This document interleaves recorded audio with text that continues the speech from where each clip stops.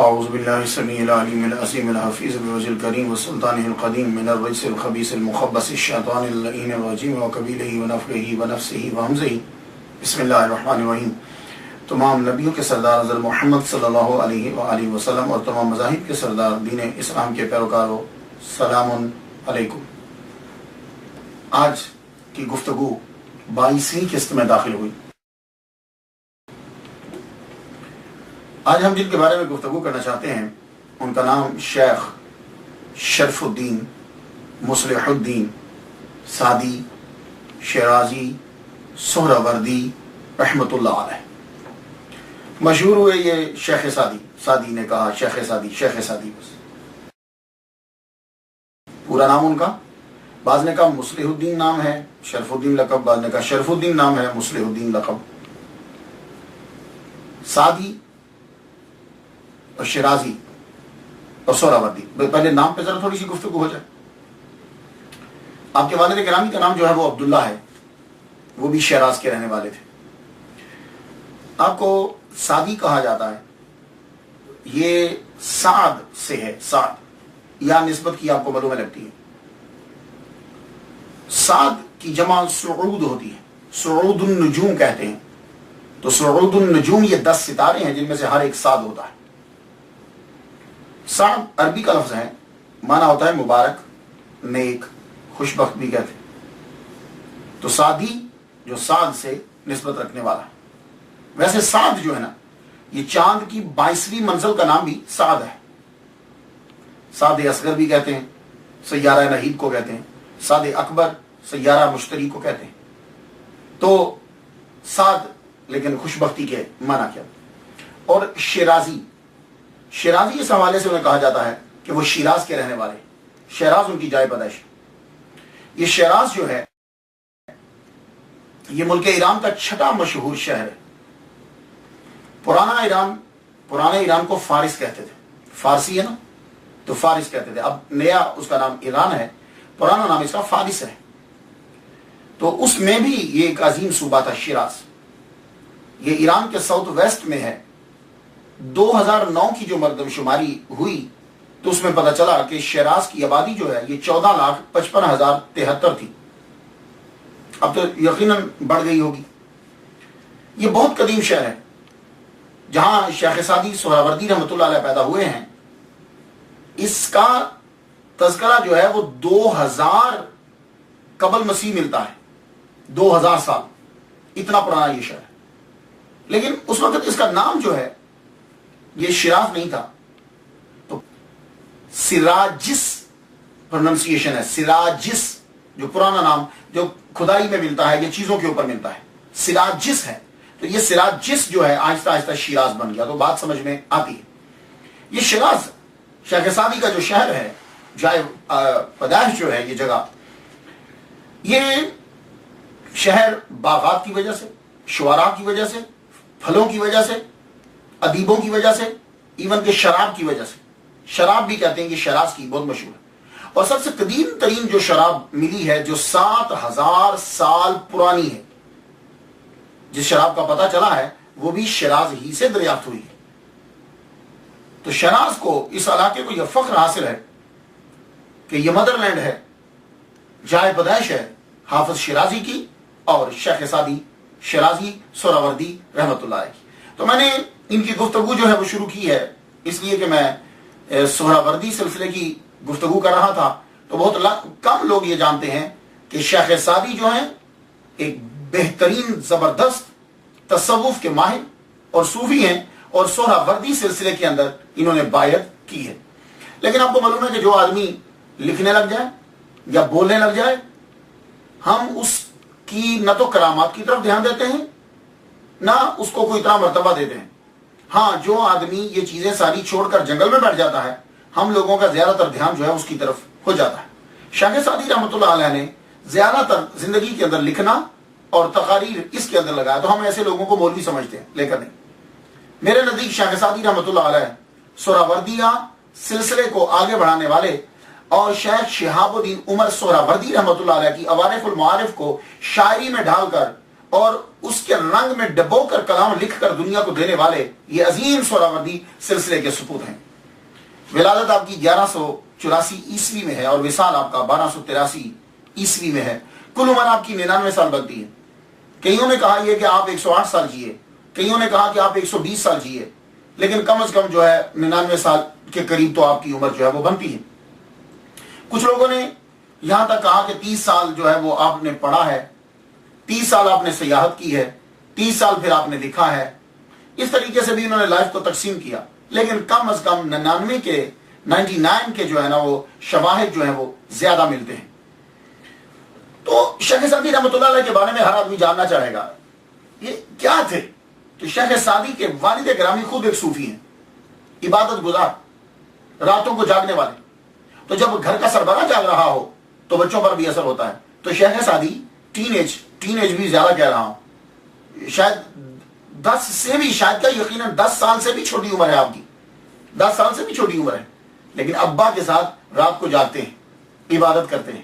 ایک دفعہ کیا ہوا کہ ابا کسی خانقاہ میں لے گئے، کیا یہ شیخ سعدی کو ساتھ لے گئے کیونکہ خود تو صوفی تھے۔ تو وہاں کیا ہوا، آپ عبادت کرتے رہے، وہ دوسرے جو درویش تھے وہ سو گئے، وہ رات بھر ان کے ساتھ جاگے نہیں۔ اور جب تہجد کا وقت آیا تو شیخ سعدی شرازی سہروردی رحمۃ اللہ علیہ نے اپنے ابا کے ساتھ نماز تہجد ادا کی، اور جب آپ مڑ کے دیکھا کہ وہ خانقاہ کے درویش جو ہے وہ سوئے پڑے ہیں، تو شیخ سعدی رحمۃ اللہ علیہ تب بچے ہیں، ابھی بالغ بھی نہیں ہوئے، تو منہ سے جملہ نکل گیا، بتقاضا بشریت نکل گیا۔ کہنے لگے یار یہ درویش سوئے پڑے ہیں، حالانکہ بات غلط نہیں ہے، دیکھیے درویش سوئے پڑے ہیں، کم از کم تہجد کے ٹائم اٹھ کر کچھ رکعت تہجد کی ہی ادا کر لیں۔ لیکن دیکھیے وہی باپ نے پکڑا، آپ کے والد گرامی نے وہی پکڑ لیا۔ کہنے لگے بیٹے کاش کہ تو بھی ساری رات ان درویشوں کے ساتھ سویا رہتا، عبادت نہ کرتا، یہ جملہ نہ بولتا تھا، یہ جملہ نہ بولتا تو وہ تیرا سویا رہنا بہتر تھا۔ یہ تم نے جو جملہ بولا ہے یہ تم نے بہت غلط کیا۔ یعنی بچپن میں ہی شیخ سعدی رحمۃ اللہ علیہ کی پکڑ ہو گئی، اور تصوف، یہ تصوف ہے، یہ ہے تصوف کی بیس۔ تو اس لیے میں شیخ سعدی رحمۃ اللہ علیہ کو بہت بڑا صوفی اور بہت بڑا ولی کامل مانتا ہوں، سہروردی سلسلے کے بہت بڑے ولی کامل ہیں۔ تو یہ آپ کی ابتدا ہے، اور اب لیکن آپ کو معلوم ہے کہ اللہ تعالیٰ کے آگے کس کا زور چلتا ہے۔ پروردگار عالم نے ان کے والد گرامی کو جلدی سے واپس بلا لیا، اور ابھی شیخ سعدی شرازی سہروردی رحمۃ اللہ علیہ کی عمر ٹوٹل 12 سال ہے، 12 سال عمر ہے کہ والد گرامی دنیا سے تشریف لے گئے۔ تو شیراز کے اس چھوٹے سے قصبے کے اندر پرانا شیراز کتنا بڑا ہوگا؟ تو اس شیراز کے اندر آپ کے چچا کی چھوٹی سی دکان تھی کریانے کی، گروسری کی دکان ہوتی ہے نا جہاں جو محلے کے بس خرچے کو پورا کر دے، وہ چھوٹی سی دکان تھی۔ اب چچا نے اس فیملی کو پالنا شروع کر دیا، جتنے خرچے کی ضرورت ہوتی ہے یہ دیتے تھے۔ تو ایک دن شیخ سعدی شرازی سہروردی رحمۃ اللہ علیہ کہنے لگے چچا تیری مہربانی، تو نے پڑھایا مجھے، شیراز کے اندر جتنا علم تھا میں نے حاصل کر لیا، چچا میں بغداد جا کے پڑھنا چاہتا ہوں، میں وہاں کے بڑے مدرسے میں یونیورسٹی میں داخلہ لینا چاہتا ہوں۔ وہ لوگ بھی بڑے عظیم ہوتے تھے، کہا ٹھیک ہے بھتیجے تم جاؤ۔ کچھ لوگوں کے پتے کچھ بات تھی، وہ ساتھ دے دیے کہ جاؤ یہ لوگ تمہارے کام آئیں گے، مدد کریں گے۔ تو خواجہ شیخ سعدی شرازی سہروردی رحمۃ اللہ علیہ شیراز سے چلے مدرسہ نظامیہ میں داخلہ لینے کے لیے۔ بغداد میں تب ٹاپ کا جو مدرسہ تھا، بڑی یونیورسٹی جو تھی، وہ مدرسہ نظامیہ تھا۔ مدرسہ نظامیہ کے اندر شیراز سے جو لڑکا جاتا تھا اس کا خاص خیال رکھا جاتا تھا۔ اس کی وجہ یہ تھی کہ ابو اسحاق شیرازی رحمۃ اللہ علیہ یہ متولی رہے ہیں اس مدرسے کے، اس لیے شیراز کے لڑکوں پہ توجہ دی جاتی تھی۔ کوئی کامل ہوتا تھا تو اس کو اسکالرشپ بھی دی جاتی تھی۔ یہ فائدہ مل گیا شیخ سعدی رحمۃ اللہ علیہ کو کہ یہ شیراز سے گئے تھے، اور دوسرا جب انہوں نے امتحان دیا تو اتنی قابلیت اور جو صلاحیت ان کے اندر پرنسپل صاحب کو معلوم ہوئی، تو مدرسہ نظامیہ کی انتظامیہ نے ان کے لیے اسکالرشپ مقرر کر دیا۔ تو مدرسہ نظامیہ سے اتنے بریلینٹ اسٹوڈنٹ تھے شیخ سعدی شرازی سہروردی رحمۃ اللہ علیہ کہ بچپن ہی سے اسکالرشپ، جو ہی مدرسے میں داخل ہوئے آپ کو اسکالرشپ ملنا شروع ہو گئی۔ اس دور میں پرنسپل جانتے ہیں آپ کون تھے؟ جب شیخ سعدی رحمۃ اللہ علیہ پڑھنے کے لیے گئے تھے مدرسہ نظامیہ میں، اس دور میں جو پرنسپل تھے ان کا نام ہے علامہ عبد الرحمن ابن جوزی، شیخ عبد الرحمن ابن جوزی رحمۃ اللہ علیہ۔ یہ جوزی سمجھتے ہیں آپ؟ یہ اصل میں ایک ریزن بتا رہا ہوں، بہت سی وجوہات ہوتی ہیں، میرا چونکہ یہ ٹاپک نہیں ہے.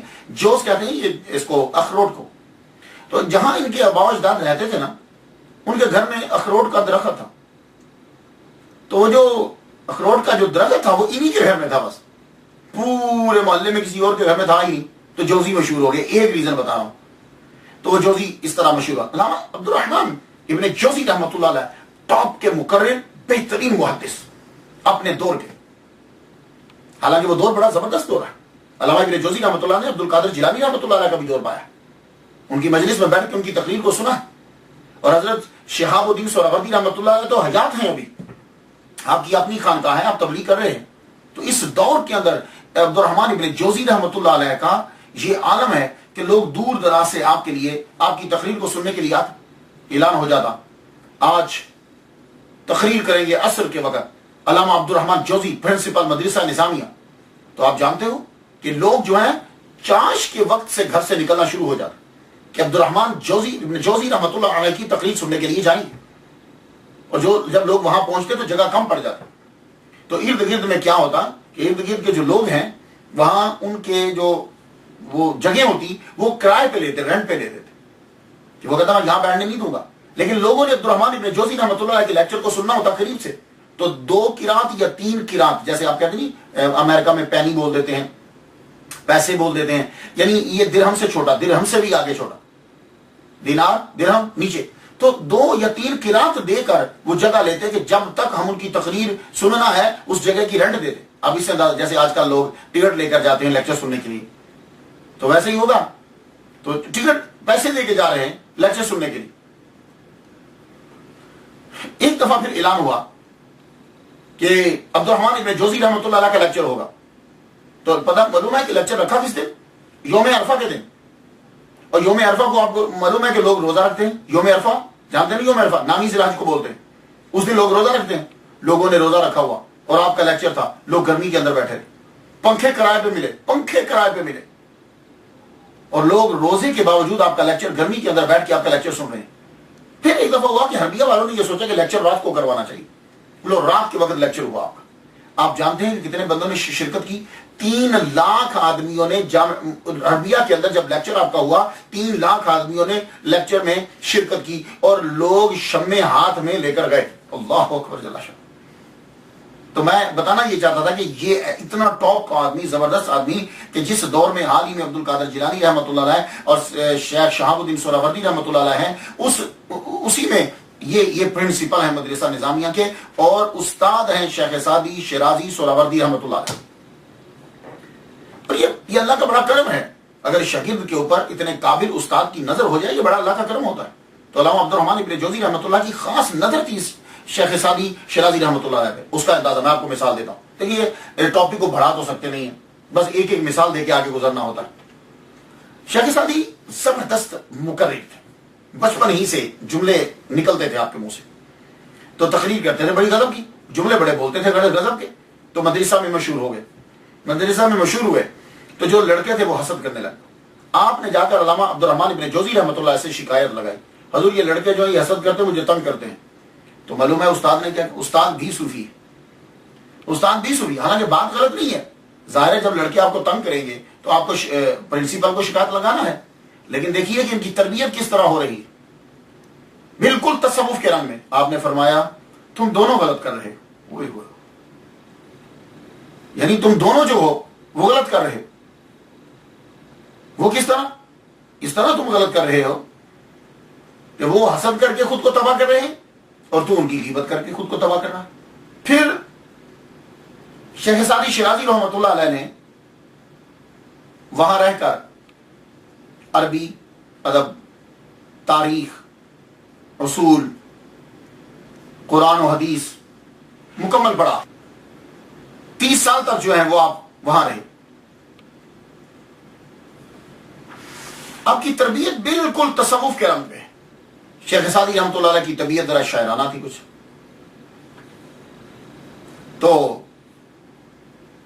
شاعرانہ طبیعت آپ کو معلوم ہے جب ہوتی ہے تو آدمی کا دل کرتا ہے سماع سننے کو، کہ جو لوگ شاعری کرتے ہیں انہیں سنیں. ابتدا کے اندر آدمی کا بڑا من چاہتا ہے، وہ خود شاعری کرتا ہے تو دوسروں کو بھی سنے گا. تو شیخ سعدی رحمۃ اللہ علیہ جو ہے ان کا بڑا من کرتا تھا قوالوں کو سننے کا، بہت سنتے تھے قوالوں کو، سما بہت سنتے تھے. یہ طالب علمی کے دور کی بات کرتا. علامہ عبد الرحمن ابن جوزی رحمۃ اللہ بہت روکتے ان کو، کہتے سما مت سنا کرو، تو یہ باز نہ آتے. دل کرتا تھا کہ میں دوسروں کا کلام سنوں، اور دوسروں کا کلام سننے کے لیے بہترین ذریعہ جو ہے وہ قوال رکھتے تھے، کیونکہ قوال اس دور میں قوال جو ہیں وہ لوگوں کا کلام یاد کر کے لوگوں کو دوسروں کو سناتے تھے. ایک مرتبہ آپ ایک قوال کی قوالی سننے کے لیے بیٹھے، اور وہ قوال جو تھا اس کی آواز اور اس کی صورت دونوں کے شروع میں بد لگتا تھا، بد صورت تھا اور آواز بھی بھدی تھی. وہ جب آپ اس کی قوالی سن کے اٹھے تو آپ نے اپنا امامہ اتار کے اس کو دے دیا، اور کچھ درہم بھی اسے دے دی. کسی نے پوچھا ایسا کیوں کیا آپ نے؟ کہنے لگے یہ اس کی کرامت کی وجہ سے اسے دے رہا ہوں. کہا تو اس کی کرامت کیا ہے؟ فرما لگے میرے استاد محترم مجھے جو ہے وہ روکا کرتے تھے، کہتے تھے کہ تو سما نہ سنا کر. تو استاد کی نصیحت جو نہ کر سکی، اس کی بری آواز نے جو ہے وہ کام کر دکھایا. میں آج سے سما سے میں توبہ کرتا ہوں، اور اس کی جو لعنت داؤدی نے جو کام کیا ہے بس وہ اس کی وجہ سے میں اس کو اپنا امامہ اور درہم جو ہے وہ میں دے رہا ہوں. سعدی رحمۃ اللہ علیہ علم حاصل کرنے کے بعد آپ نے سہروردیہ سلسلے میں بیعت بھی کی. آپ جب وہاں موجود ہیں اسی دور میں شہاب الدین سہروردی رحمۃ اللہ علیہ بھی وہی ہیں. ان کی خانقاہ دریا کے کنارے، لوگ ان کے پاس بھی جاتے، اور آپ کا شعرا ہے. عبد القادر جیلانی رحمۃ اللہ علیہ کی یہ دعا ہے، اور ان کی دعا کی وجہ سے آپ مشہور ہوئے. تو آپ نے ان کی محفل میں جایا کرتے تھے، بیٹھتے، بڑا دل کرتا کہ میں بھی بیعت کروں. لیکن اس دور کے اندر، پرانے دور میں جتنے بھی پیر تھے، مرشد تھے، وہ کیا کرتے تھے کہ جب دیکھتے کہ کوئی ینگ آیا ہے تو اس سے پوچھتے کہ تم نے علم حاصل کر لیا. وہ اگر بولتا کہ نہیں میں نے علم حاصل نہیں کیا تو فرماتے جاؤ ابھی تم جا کے قرآن اور حدیث کا علم حاصل کرو، پھر آ کے بیعت کرنا. تو شیخ سعدی رحمۃ اللہ علیہ حضرت شہاب الدین سہروردی، عمر سہروردی رحمۃ اللہ علیہ کے پاس جایا کرتے تھے. تو آپ فرماتے اپنی تعلیم مکمل کرو گئے. تو شیخ سعدی رحمۃ اللہ علیہ نے جب اپنی تعلیم مکمل کر لی تو سید شہاب الدین سہروردی، حضرت شیخ الشیوخ شہاب الدین سہروردی رحمۃ اللہ علیہ نے پھر ان کو بیعت کر لی. تو شیخ سعدی شرازی سہروردی رحمۃ اللہ علیہ جو ہے پھر اپنے پیر کے ساتھ رہنے لگے. آپ نے جب علم حاصل کر لیا اب آپ اپنے پیر کے ساتھ رہ رہے ہیں، خشکی میں تری میں ہر جگہ آپ نے اپنے پیر کے ساتھ جو ہے وہ بہت وقت گزارا اور بہت کچھ حاصل کیا، ان سے خلافت حاصل کی. اور خود اس بات کا جو ہے وہ ذکر کیا ہے شیخ سعدی شرازی سہروردی رحمۃ اللہ علیہ نے، اپنے پیر کا نام لیا.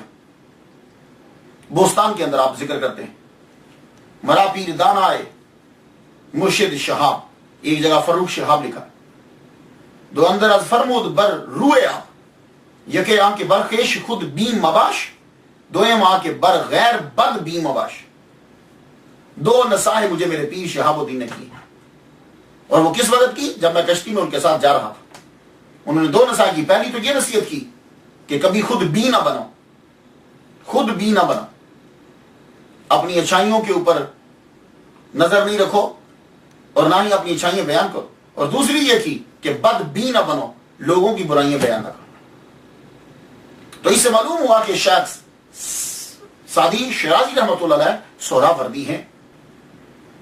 سیاحت کے لیے نکلے، 30 سال کے قریب آپ نے سیاحت جو ہے وہ کر ڈالی. رشیا تک گئے، چائنا تک پھرے، ہندوستان تک، پاکستان کے علاقے ملتان، یہاں تک. یہ سارے علاقے جو ہیں وہ تقریباً آپ پھر کے گئے. 30 سال آپ کو لگ گئے. شام میں، عراق میں، بیت المقدس میں، دمشق، بہت سے علاقوں کے اندر آپ نے جو ہے وہ سفر کی. اور اس سفر کے دوران آپ قید بھی ہوئے. اور سب سے پہلے آپ نے اپنی سیاحت کا آغاز مکہ مدینہ سے کیا. جب آپ پڑھ لیا، آپ نے بیعت خلافت لے لی، اس کے بعد آپ نے سفر کا آغاز جو کیا وہ حج سے کیا. سب سے پہلے مکہ گئے، پھر مدینہ گئے، پھر چل سو چل شیخ سعد الدین پھر 30 سال تک پھر رکے نہیں ہیں، پھر سفر پہ سفر، سفر پہ سفر، اور کبھی آپ کو پناہ گزینوں کے کیمپ میں رہنا پڑتا، اور کبھی آپ قید ہو جاتے۔ تقریباً ایک مرتبہ تو آپ 7 سال مسلسل قید رہے، اور قید بھی صرف قید نہیں، قید میں مشقت،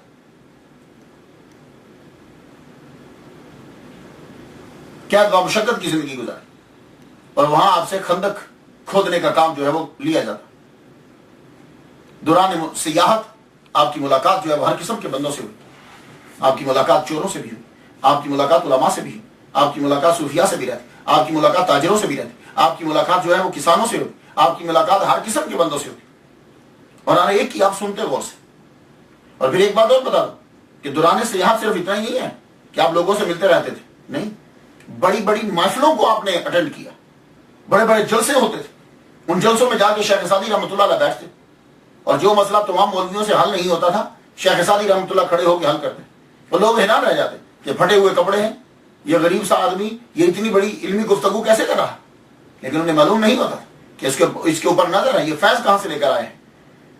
تو شیخ سعدی رحمۃ اللہ علیہ اور پھر کئی جگہ رک بھی جاتے، رک کے، لیکن رک کے یہ بات یاد رکھیں، رک کر وہاں تبلیغ کرتے، دولت کے چکر میں نہیں رہے آپ، نہ اس کی طرف تو دھیان ہی نہیں دیا۔ تبلیغ کرنی ہے تو فری کرنا ہے، کسی مسجد میں جمعہ پڑھایا، کسی جگہ تبلیغ کر دی، کئیوں کو بچوں کو پڑھا دیا، کسی کو کچھ سمجھا دیا، یہ آپ کی سیاحت کے دوران چلتا رہتا تھا۔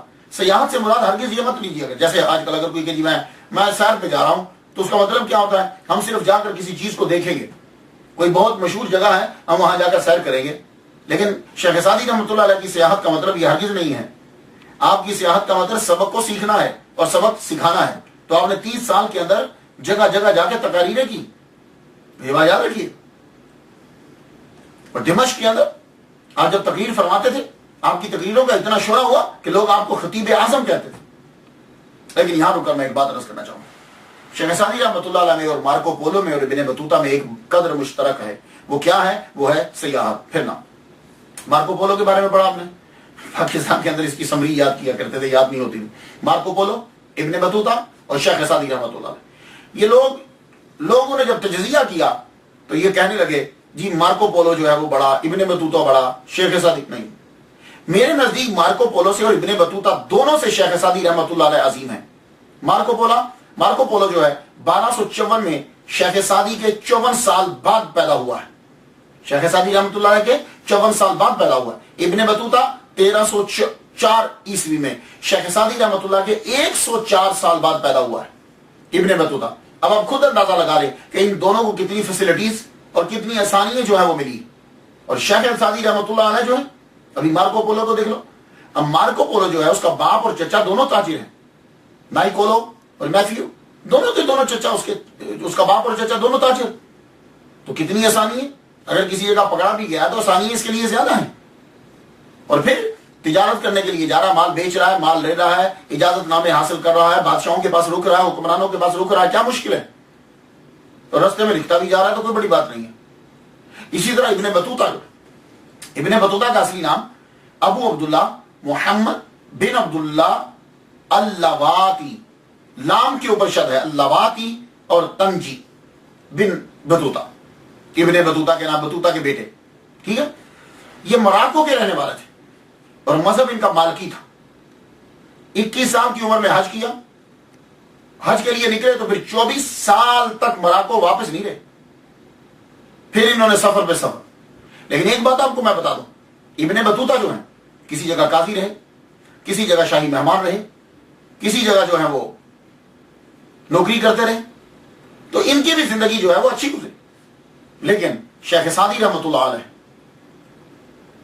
آپ جو چلے ان تمام سے افضل میں انہیں سمجھتا ہوں، وہ نہ تو مارکو پولو اور ابن بطوطہ کی طرح آرام میں رہے، تکلیفیں ہوئی ان کو لیکن اتنی نہیں ہوئی۔ حضرت شیخ سعدی رحمۃ اللہ علیہ نے مسافت جو طے کی، کبھی کپڑے پھٹے تو کبھی جوتا ٹوٹا، اور کبھی تو جوتا ہے ہی نہیں پاؤں میں، ننگے پاؤں شیخ سعدی رحمۃ اللہ علیہ سفر کر رہے، اور کبھی کھانے کو نہیں تو کبھی سر چھپانے کو نہیں، پھر بھی قوم کو سچی باتیں دی۔ ابن بطوطہ کی طرح افسانے نہیں ملیں گے آپ کو۔ ابن بطوطہ ان کی تاریخ کے اندر آپ کو افسانہ نگاری بڑی ملے گی. اب میں اگر اس پہ شروع ہو جاؤ تو آپ حیران ہوں گے سن کے. افسانہ نگاری، کمال کی افسانہ نگار تھے ابن بطوطہ. شیخ سعدی نے ایسا نہیں کیا. شیخ سعدی کا کلام آج بھی پڑھ لیجئے. میں دعوے سے عرض کرتا ہوں، دعوے سے اللہ کے بھروسے پر، کہ آپ ان کی گلستان اور بوستان پڑھ لیجئے اور پڑھنے کے بعد اپنے اندر سمو لیجئے. دیکھیے آپ تصوف کی طرف کس طرح بڑھ جائیں، آپ کی آنکھوں سے آنسو نکل پڑے. میں نے صرف ان کی بوستان رات کے وقت آخری 3 پیجز پڑھے ہیں، میں روتا رہا. آخری جس میں وہ مناجات کرتے ہیں. آپ بھی پڑھیے، فارسی میں ہے، اردو کا ترجمہ بھی ہو چکا ہے لیکن فارسی میں مزہ آتا ہے. تو ابن بطوطہ کی طرح افسانہ نہیں دیا، اخلاق دیا، اور کہانی کا اخلاق پہ. اور آج تک جو ہے وہ آپ کی کتاب جو ہے وہ دنیا میں کئی زبانوں میں ہو چکی ہے اور مدارس میں پڑھائی جاتی. اور شیخ سعدی رحمۃ اللہ علیہ سفر کرتے کرتے سومناتھ کے مندر میں بھی پہنچے. سومناتھ کے مندر میں جا کر بھیس بدل کے بیٹھ گئے اور آپ کے اچھے تعلقات ان کے ساتھ ہو گئے. اور جب محمود غزنوی کا حملہ کرنے کے بعد سومناتھ کے مندر کا یہ حال تھا کہ وہاں انہوں نے ایک ہاتھی کے دانت کا بت بنا لیا تھا. پھر بعد میں وہ بت تو توڑ کے محمود غزنوی لے گئے تھے اور یہ لوگ اس کو پوجنے لگے. صبح کے وقت سب کے سب اس کے آگے پوجنے کے لیے آ جاتے اور جب اسے پوج رہے ہوتے تو وہ یوں اپنے ہاتھ اٹھا دیتا اوپر، سورے کے ساتھ کہتے لو ہماری دعا قبول ہو. شیخ سعدی رحمۃ اللہ علیہ نے کہا یار یہ کیا چکر ہے، یہ ہاتھ کیسے اٹھا دیتا ہے؟ آپ نے جب انویسٹیگیشن کی، تحقیق کی، تو پتا چلا کہ پیچھے ایک بندہ ہوتا ہے، وہ رسیوں کے ذریعے سے اس کے ہاتھ کو جو ہے وہ کنٹرول کرتا ہے. آپ کو بڑا غصہ آیا. آپ نے فرمایا کہ یہ شخص اپنے دین کے ساتھ بھی وفادار نہیں، یہ لوگ اپنے مذہب کے ساتھ بھی وفادار نہیں ہیں، مشرک تو ہیں ہی ہیں. آپ نے اس بندے کو قتل کر دیا. تو شیخ سعدی رحمۃ اللہ علیہ نے سومناتھ کے مندر کے اندر جو لوگوں کو دھوکہ دیتا تھا اسے قتل کیا. آپ پھر وہاں سے چل. اللہ تعالیٰ نے آپ کے کلام میں بڑی تاثیر پیدا فرمائی. یہ ان کی سب سے بڑی کرامت ہے. آپ کے کلام میں تاثیر کیسے ہوئی؟ بیت المقدس اور شام کے علاقے جو ہیں یہ بڑے بابرکت علاقے ہیں. شام کے اندر اگر آپ چلے جائیں، سیریا میں انبیاء کی قبر ہے. بیت المقدس میں چلے جائیں، انبیاء کی قبر ہے. ان کی وجہ سے وہاں برکت ہے. آپ بیت المقدس میں رہ کر لوگوں کو پانی پلایا کرتے تھے. پانی اس دور میں آج بھی کئی جگہ ہیں جہاں پانی مشکل ہے. آپ پانی لے کر جاتے، لوگوں کو وضو کرواتے، لوگوں کو پانی پلاتے. یہ ادا اللہ کو اتنی پسند آئی. خود ایک دن حضرت خضر علیہ السلام تشریف لے آئے. انہوں نے نہ جانے حضرت شیخ سعدی شیرازی سہروردی رحمۃ اللہ کو کیا پلایا. اللہ اکبر. جس طرح کان سے موتی نہیں نکلتے، کان سمجھتے نا وہ غار، جیسے اسے موتی نہیں نکلتے، اسی طرح پھر آپ کے منہ مبارک سے لفظ نکلتے اور ان میں اثر ہوتا. لیکن کان میں جب موتی نکلتا ہے تو موتی ہوتا نہیں، اس کو گھڑنا پڑتا ہے. اللہ نے آپ کے منہ مبارک میں اتنا کمال دیا کہ جو لفظ نکلتا تھا فٹ جگہ پہ بیٹھتا تھا. کہ آپ اس کو ہٹا کر کوئی اور لگائیں نہیں. اللہ تعالیٰ نے تاثیر پیدا کی اور اتنی تاثیر اللہ تعالیٰ نے پیدا کی. آپ کی کرامت ہے. ساری کرامتیں اس کرامت کے سامنے بالکل ہیچ. یہ بات یاد رکھیے گا. ہاں، کیونکہ باقی کرامتوں کا فائدہ ایک بندے کو ہے اور وہ کرامت اس دور میں تھی، آگے بیان نہ کی تو ختم ہوگی. شیخ سعدی شیرازی رحمۃ اللہ وہ ولی کامل ہے کہ جن کی کرامت آج تک زندہ ہے. ہاں یہ بات یاد رکھیے. آپ کی کرامت تمام کرامتوں پر حاوی ہے اور وہ کرامت آپ کی یہ 2 کتابیں بوستان اور گلستان،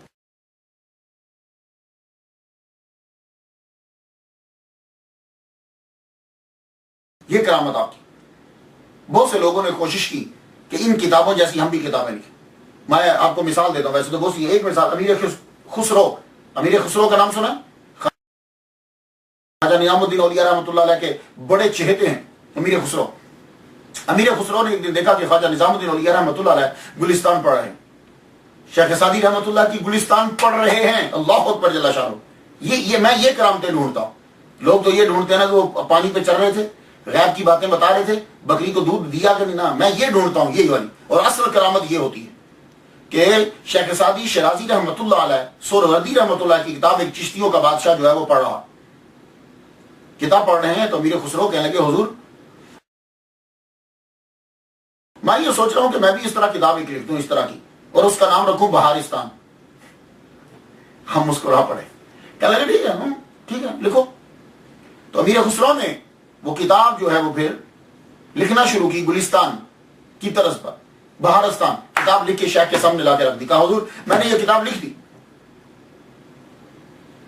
آپ نے کتاب کو پڑھا، امیر خسرو کی کتاب کو پڑھا جو شیخ سعدی کی کتاب کے برابر لکھی تھی. پڑھا، فرمانے لگے ہاں فصاحت و بلاغت کا بہت استعمال کیا ہے. امیر خسرو تو نے فصاحت و بلاغت کا بہت استعمال کیا ہے، لیکن ایک بات تو میں بتا دوں یہ شیخ سعدی شیرازی رحمۃ اللہ کی گلستان وہ باغ ہے کہ جس کی سیر محمد مصطفیٰ صلی اللہ علیہ وسلم بھی فرماتے ہیں. اللہ اکبر. یہ ہے کرامت. یہ کرامت ہے کہ نظام الدین اولیاء فرما رہے ہیں کہ گلستان وہ باغ ہے کہ جس کی سیر محمد مصطفیٰ صلی اللہ علیہ وسلم بھی فرماتے ہیں. کیا مطلب؟ یعنی اس کو وہ بھی پڑھتے ہیں. پیر کا یہ فرمانا تھا کہ رات کو امیر خسرو رحمۃ اللہ علیہ نے خواب دیکھا. خواب میں کیا دیکھتے ہیں کہ محمد مصطفیٰ صلی اللہ علیہ وسلم یوں تخت پر جلوہ فرما اور شیخ سعدی بالکل سامنے کھڑے ہیں ان کے, اور ساتھ میں ہاتھ باندھ کر حضرت نظام الدین اولیاء جلوہ فرما کھڑے ہیں. تو محمد مصطفیٰ صلی اللہ علیہ وسلم کسی کتاب کا مطالعہ فرما رہے ہیں. امیر خسرو نے آگے بڑھ کر دیکھا تو وہ شیخ سعدی کی کتاب گلستان تھی. اللہ اکبر. یہ ہے کرامت. اس طرح کی کرامتیں ڈھونڈا کریں. یہ کرامت ہے. محمد مصطفیٰ صلی اللہ علیہ وآلہ وسلم ان کی کتاب کو پڑھ رہے.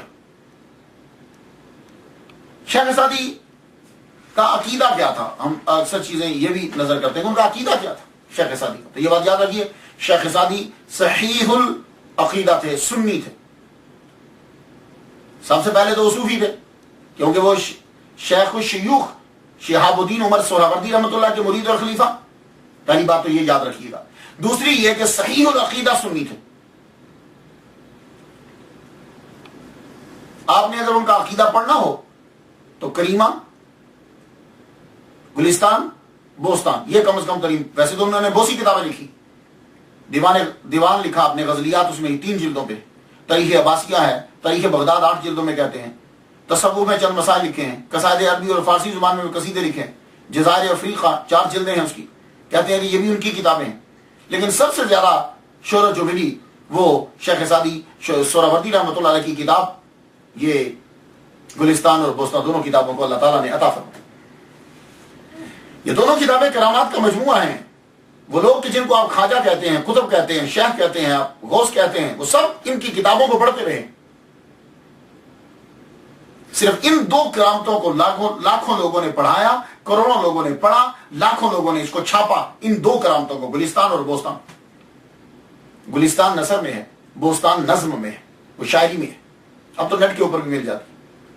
جتنا یہ 2 کتابوں کو, یہ جو فارسی کی 2 کتابیں ہیں, جتنا اس کو پڑھا گیا ہے فارسی کی کسی اور کتاب کو اتنا نہیں پڑھا گیا.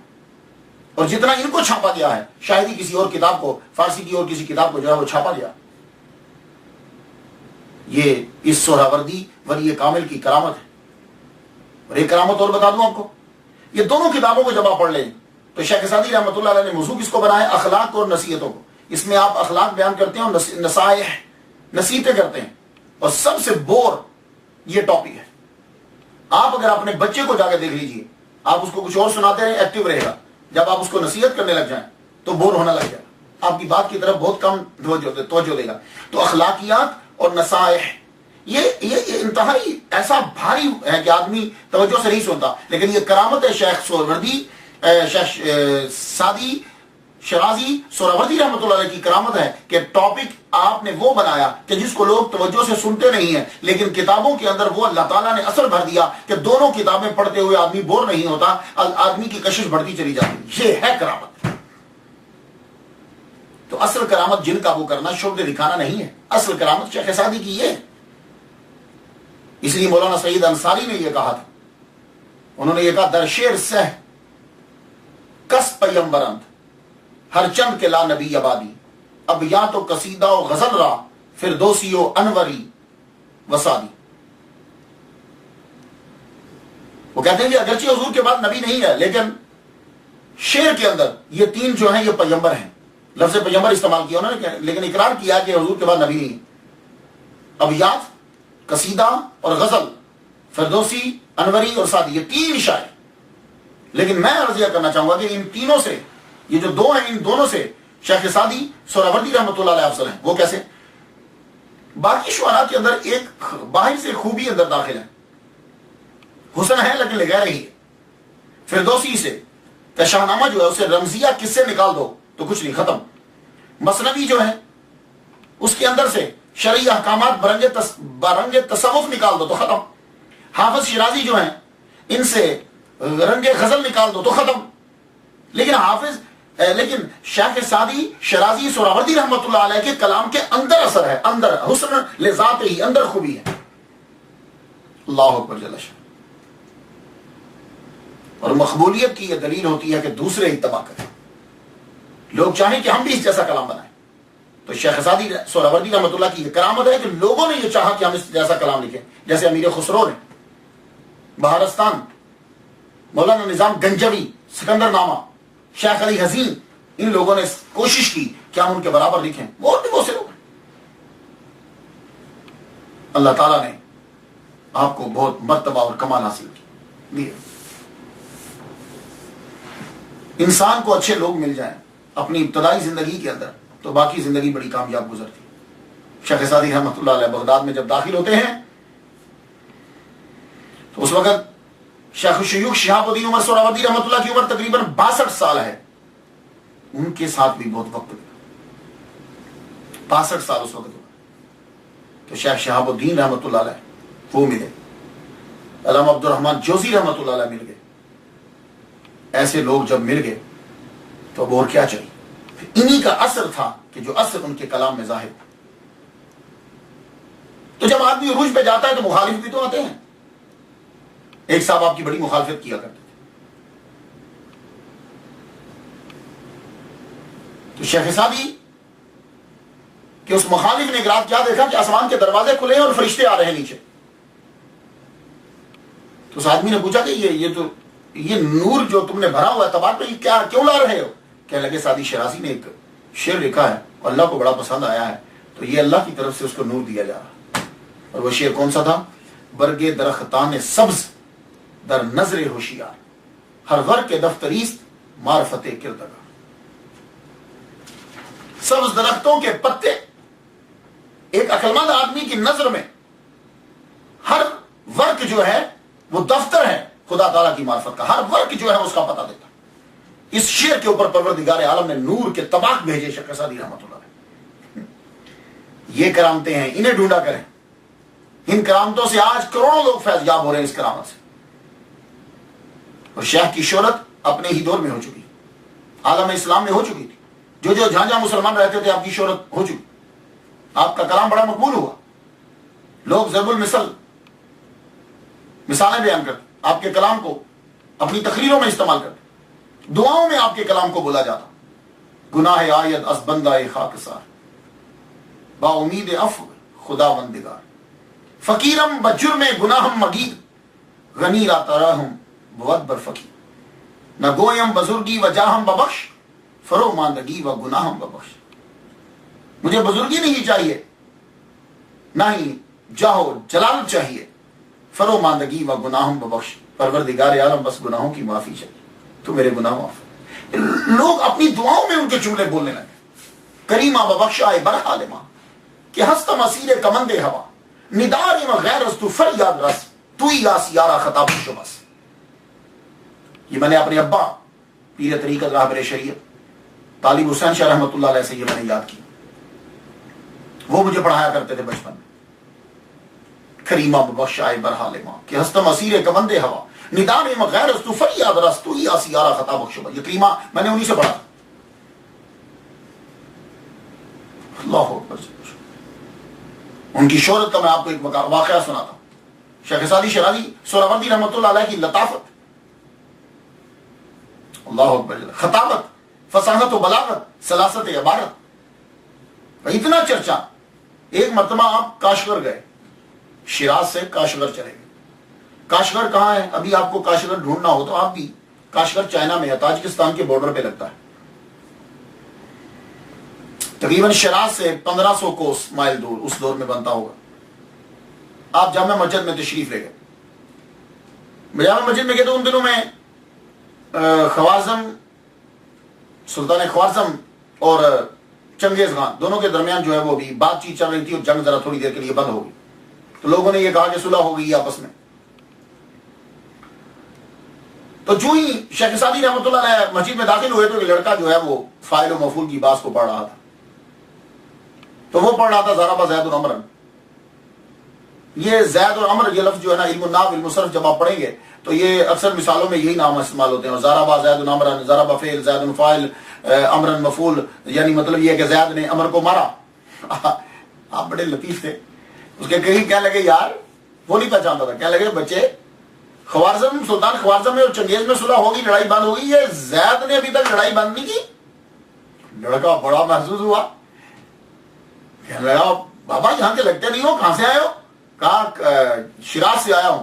لڑکا ایک دم کھڑا کہنے لگا شیراز سے آئے ہیں تو شیخ سعدی کے کوئی کلام سنائے نا۔ تو آپ نے برجستہ عربی کا کلام سنا دیا، شعر بنا کے۔ کہنے لگا نہیں عربی نہیں، فارسی سنائیے، شیخ سعدی کی اپنی زبان فارسی سنائیے۔ آپ نے کلام سنایا تو کہنے لگا یہ تو میں نے نہیں سنا ہوا، میں تو ان کا سارا کلام جانتا ہوں۔ تو سنا ہوا کیسے ہوتا؟ شیخ سعدی نے اسی وقت برجستہ بنا کے تو سنایا تھا، نیا کلام تھا بالکل۔ کہنے لگا واہ بڑا اچھا آپ نے کلام سنایا ہے۔ شیخ سعدی رحمۃ اللہ نے نماز پڑھی، نماز پڑھنے کے بعد آپ تشریف لے گئے۔ گفتگو ہو رہی تھی کہ شیخ سعدی کاشغر میں تشریف لائے تھے اور چلے گئے۔ لڑکا پوچھتا کب آئے تھے؟ اور جب تحقیق کی تو معلوم ہوا کہ جو اس سے باتیں کر رہے تھے وہی شیخ سعدی تھے، لیکن کیا ہوا کہ دن سے وقت رات سے آگے دن ہو چکا۔ اب وہ بہت دوڑا لیکن شیخ سعدی کو وہ پا نہ سکا۔ لیکن مثال یہ اس لیے واقعہ سنا ہے کہ آپ کو معلوم ہو جائے کہ شیخ سعدی رحمۃ اللہ علیہ اپنی ظاہری حیات کے اندر ہی عالم اسلام میں مشہور ہو چکے تھے۔ رشیا تک، چائنا تک، ہندوستان تک، ملتان پاکستان تک مشہور ہو چکے ہیں۔ بلکہ ملتان کے حاکم نے تو کئی دفعہ بندے بھیجے کہ حضور میرے پاس آ جائیے، جتنی دولت چاہیں گے، جتنا علاقہ چاہیں گے، میں خانقاہ بنا کے دوں گا، اس کے نظر گاؤں کر دوں گا۔ آپ نے فرمایا نہیں، میں بوڑھا ہو چکا ہوں، اب میں اتنا سفر نہیں کر سکتا، تیرا شکریہ۔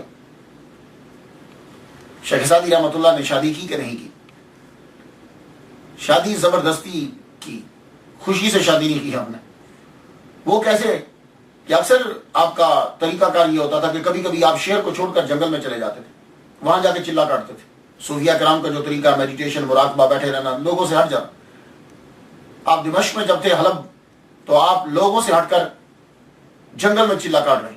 عیسائیوں کی آرمی گزری، انہوں نے سمجھا یہ جاسوس ہے، انہوں نے پکڑ کے اندر کر دیا۔ لیکن پتہ چل جاتا ہے کہ آدمی جاسوس نہیں ہے، آپ اپنی عبادت میں لکھنے میں لگے رہتے۔ تو انہوں نے کیا کیا کہ چھوٹی سی چھوٹ دے دی۔ عام فوجی جہاں کام کرتے تھے وہاں شیخ سعدی کو لگا دیا۔ خندق کھود رہے ہیں، ایک دن قریب سے حلب کا رئیس گزرا، ایک بڑا امیر آدمی، اس نے دیکھا، کہنے لگا میں اس بندے کو کہیں دیکھا ہوا ہے۔ تو شیخ سعدی رحمۃ اللہ بڑی بڑی محفلوں میں تقریر کیا کرتے تھے اور مسائل کو حل کیا کرتے تھے۔ تو اس رئیس نے کہیں دیکھا، وہ قریب گیا، کہنے لگا آپ یہاں کہاں؟ کہنے لگے بس یہاں انہوں نے قید کر لیا، سمجھتے ہیں کہ میں فوج کا آدمی ہوں۔ جا کر بات کی فوجیوں سے، بتایا کہ یہ تو بزرگ آدمی ہیں، یہ تو تقریر کرتے ہیں، یہ تو رائٹر ہیں، ادیب ہیں، تمہیں کیوں پکڑ لیا ان کو؟ 10 دینار دے کر شیخ سعدی رحمۃ اللہ کو وہاں سے آزاد کروایا۔ گھر لائے، گھر لا کے اپنی بیٹی کی شادی زبردستی کر دی، 100 دینار مہر مقرر کیا۔ اور جب بیوی کو یہ معلوم ہوتا ہے نا کہ میرا خامد جو ہے وہ میرے خاندان سے چھوٹا ہے، میرا خامد جو ہے اس کے اوپر میرے خاندان کے احسانات ہیں، تو پھر وہ بعض اوقات بدتمیزی پر بھی اتر آتی۔ یہی وجہ ہے کہ عظیم لوگ جو ہوتے ہیں وہ کبھی اپنی بیٹی کو یہ باور نہیں کرواتے، وہ ہمیشہ یہی کہتے ہیں کہ یہ تجھے اس کی عزت کرنا ہے، اور ہم لوگ بھی ان کی عزت کرتے ہیں۔ لیکن یہی فطرت کار فرما ہوئی۔ شیخ سعدی رحمۃ اللہ کی بیوی ایک دن پوچھتی، تم جانتے ہو تمہارا کیا مقام ہے؟ میرے ابا نے تمہیں آزاد کروایا، ورنہ تم وہیں قید رہتے، تو میرے ابا نے پیسے دے کے تمہیں آزاد کروایا۔ شیخ سعدی رحمۃ اللہ کی پھر لطافت کی حص جو ہے وہ پڑ گئی، فرمانے لگے ہاں صحیح کہتی ہو، 10 دینار کے عوض آزاد کروایا اور 100 دینار کے عوض آپ کے ہاتھ فروخت کر دیا۔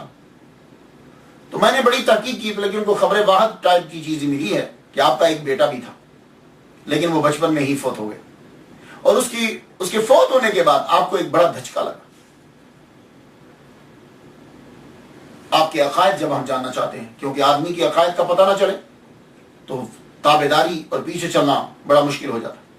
ویسے تو آپ اوسطان اور گلستان پڑھ لیجئے، کریمہ پڑھ لیجئے، لیکن پھر بھی بات کو واضح کرنے کے لیے، ریمائنڈنگ کے لیے میں آپ کو بتا دیتا ہوں۔ صحیح العقیدہ سنی، 2 بندوں کے بارے میں بڑا حیران ہوتا ہوں، ایک شیخ سعدی شیرازی رحمۃ اللہ علیہ کا، اور ایک لال شہباز قلندر۔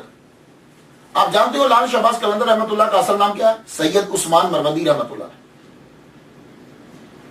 عثمان، اور قبضہ کن کا؟ اہل تشیع کا، جو حضرت عثمان کو نہیں مانتے۔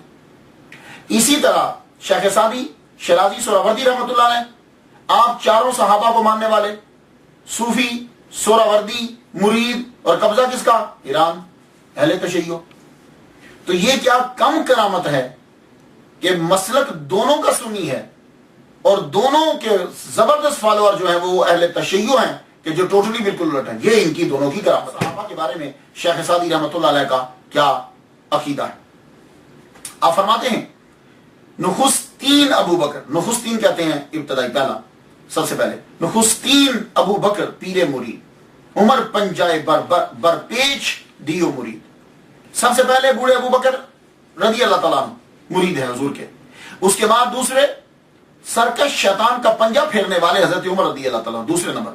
خرد مند عثمان شب زندہ دار، عقل مند حضرت عثمان راتوں کو جاگنے والے تیسرے نمبر.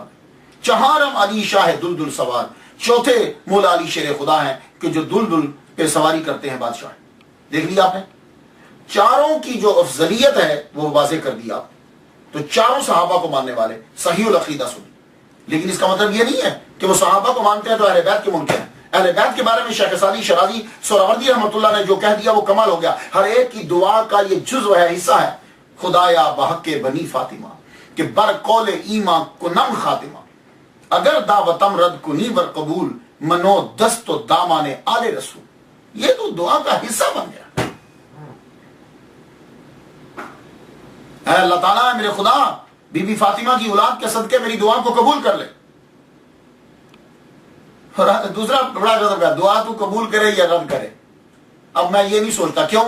منو دست، من میں نے، میں دست میں نے ہاتھ، میں ہوں میرا ہاتھ و دامان آل رسول، اور آل رسول کا دامن، بس یہ کافی ہے. میں ہوں اور میرا ہاتھ، منو دست میں ہوں اور میرا ہاتھ و آل رسول و دامن آل رسول و دامان آل رسول منو دست و دامان آل رسول. سنت کی اہمیت کو واضح کرتے ہو. اکثر جو صوفی بنتے ہیں بڑے بڑے، اور اگر تھوڑا سا علم بھی آ جائے تو نبی کی سنت سے اعراض کرنے لگ جاتے ہیں. شیخ سعدی شرازی سہروردی رحمۃ اللہ علیہ وقت کا ولی ہے، کتب ہے. آپ جیسی کرامت میں نے کم ہی لوگوں کی کرامتیں دیکھی. اور نبی کی سنت کے بارے میں کیا کہا؟ خلاف پیمبر کثیر آگزی کہ ہرگز بمنزل نہ خواہد رسی. جو بھی آدمی محمد مصطفیٰ صلی اللہ علیہ وآلہ وسلم کے خلاف چلے گا وہ کبھی بھی منزل پہ نہیں پہنچے گا. اس سے بڑھ کر اور سنت کی اتباع کے بارے میں کیا جملہ ہو سکتا ہے؟ امام رسول پیشوائے سبیل، امین خدا محبت جبریل. حضور صلی اللہ علیہ وسلم رسولوں کے امام ہیں اور پیشوائے سبیل ہیں، یعنی رستے کے ہادی ہیں. امین خدا، خدا کی امانت کو دینے والے ہیں. محبت جبریل، جبریل ان کے اوپر آتے. عقیدہ واضح ہو گیا. حضور صلی اللہ علیہ وآلہ وسلم کی خاص توجہ تھی شیخ سعدی شرازی سہروردی رحمۃ اللہ. اور یہی تو ہم چاہتے ہیں. کیوں یہ کام کر رہے ہیں؟ صرف اس لیے کہ سرکار کی توجہ ہم پر ہو جائے. شیخ سعدی کا جملہ، کچھ لوگوں کے جملے ایسے ہوتے ہیں کہ اللہ اکبر جل. آپ کا ایک کمال کا جملہ ہے، بلغ العلا بکمالہ. یہ جو ربائی ہے نا، بلغ العلا بکمالہ کشفت الدجا بجمالہ حسنت جمیع خصالہ. کیا پرفیکٹ جملے ہیں خدا کا. تھوڑے لفظ، بہت معنی، بڑا معنی، بہت مفاہیم اور معانی، بیش تحاشا. یہ کمال ہوتا ہے اور اللہ کی عطا ہوتی ہے. لیکن کبھی کبھی ایسا ہوتا ہے کہ شاعر جب کلام لکھ رہا ہوتا ہے تو ایک دم سے ابرد بند ہو جاتی. وہ اس کے لیے بہت تکلیف دہ صورتحال ہوتی ہے، بہت تکلیف دہ. شیخ سعدی شرازی سہروردی رحمۃ اللہ نے جب یہ لکھا بلغ العلا بکمالہ کشفت الدجا بجمالہ حسنت جمیع خصالہ، چوتھا ہوگا تو پورا ہوگا نا. سوچتے رہے کیا لکھوں کہ پورا ہو جائے، کیا لکھوں کہ پورا ہو جائے. محمد مصطفیٰ صلی اللہ علیہ وآلہ وسلم نے خود فرمایا، سعدی کیوں نہیں لکھتا صلو علیہ وآلہ. پرفیکٹ دیکھیے، صلو علیہ. یہ ہے میرے نبی کی توجہ شیخ سعدی. اس کو کرامت کہتے ہیں. یہ کرامتیں چاہیے آج کے دور میں. ہمیں اخلاق چاہیے، کیسے لائف گزارنی ہے یہ چاہیے. وہ آسان طریقے سے ہمارے ذہن کے اندر بیٹھ جائے، اس کی ضرورت ہے. اور یہ ہمارے اولیاء کرام کے پاس ہے. ہمیں اخلاقیات میں نقشے کو دیکھنے کی ضرورت نہیں ہے، گوٹا کو دیکھنے کی ضرورت نہیں ہے، ہمیں انگریزوں کو دیکھنے کی ضرورت نہیں ہے. ہم کوئی یتیم نہیں ہے. ہمارے پاس اولیاء کرام نے سب کچھ ہمیں دے دیا ہوا ہے. اس لیے ہم نے یہ سلسلہ شروع کیا. آپ بھی میرے ساتھ ملیے، یہ آگے تک پہنچائیے. ہم سارا ڈیٹیل سے تو نہیں بیان کر سکتے، لیکن اگلے کو بتا تو سکتے ہیں کہ تم اپنی سوچ کے دائرے کو ادھر لے کر آؤ، ادھر توجہ کرو. اب جو زندہ ہوتا ہے دنیا سے اس نے جانا بھی ہوتا ہے. 7 زنگی کے بعد اس کا بیٹا حاکم شیراز، حاکم بنا شیراز کا. تو نقشہ بدل گیا. عدل، انصاف، خوشحالی، باغات، مساجد، مدرسے. اللہ اکبر، لوگ خوش ہو گئے. شیخ سعدی رحمۃ اللہ علیہ پھرتے پھرتے بوڑھے ہو چکے، دل میں اپنے وطن کو جانے کی آرزو ہوئی، میں اپنے وطن کو جاؤں. لوگوں کو معلوم ہو گیا شیخ سعدی آ رہے ہیں. شہر کو سجایا گیا، شہر کو سجایا گیا. آپ شام، عراق، اصفہان سے ہوتے ہوئے 60 سے بھی اوپر آپ کی عمر ہو چکی، ہوتے ہوئے آپ شیراز پہنچے. پورا شہر امڑ آیا کہ شیخ سعدی آ گئے. استقبال اس طرح ہوا کہ جیسے کسی بادشاہ کا استقبال ہوتا. لوگ آپ کے پاس آ کے بیٹھتے، حاکم بھی آپ کے پاس آتا، سب لوگ آتے. ایک خانقاہ بنا دی گئی، ایک حجرہ آپ کے لیے شاندار بنایا گیا. اب آپ حجرے کے اندر زیادہ تر رہتے، غور کرتے، تدبر کرتے، تفکر کرتے، لکھتے، بتلاتے. کوئی کچھ نہیں آتا، اشعار کی تصحیح کے لیے آتا، اشعار صحیح کرتے. سیکھنے کے لیے آتا، سکھاتے. دور دراز سے لوگوں کی بھی پیام آتے، لکھ کر تعریف تو بھیج دیتے مگر جا نہ پاتے. پھر ایک دن شوال اور جمعرات کی رات، صبح جمعہ ہے، شب جمعہ 691 ہجری، اسی حجرے میں دنیا سے رخصت ہو. تو آپ کا مزار جو ہے وہاں بنایا گیا.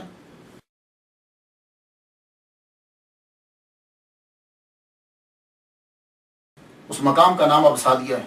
اہل شیراز ہفتہ میں ضرور ایک بار جا کے فاتحہ پڑھتے. ایران کی گورنمنٹ تھی تو ایک عظیم عمارت اور قبر بن گئی.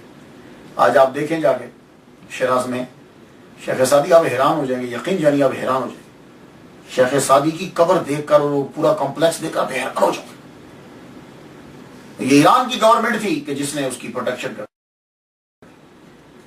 اور اگر آج یہ کسی اسلامی ملک اور کسی ملک میں ہوتا، پاکستان میں یا کسی اور جگہ ہوتے، تو یا تو یہ قبر اڑا دی گئی ہوتی، تو یا پھر علامہ جلال الدین سیوطی رحمۃ اللہ علیہ کی طرح کسی ایک کونے میں ہوتی، کوئی بندہ جاتا ہی نہ دیکھتا.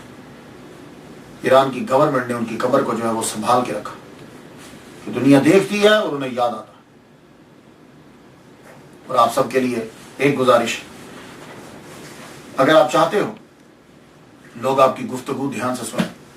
گلستان اور بوستان انگلش میں بھی ملتی ہے، اردو میں بھی ملتی ہے، فارسی میں بھی ہے. اب تو نیٹ کے اوپر ہے. روز کی 2-3 لائنیں ضرور پڑھیں. پھر دیکھیے گا آپ جب بولو گے تو لوگ اشش کر اٹھیں گے اور آپ کی زندگی چینج ہونے لگ جائے.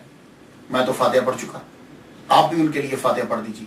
اور اپنے بچوں کو دوسری سٹوریز کی بک کی نہیں، گلستان اور بوستان لا کے دیجیے اور انہیں خود پڑھ کر سنائیے. پھر دیکھیے کہ لائف کیسے چینج ہوتی ہے. اجازت دیجیے. واخر دعوانا الحمدللہ رب العالمین.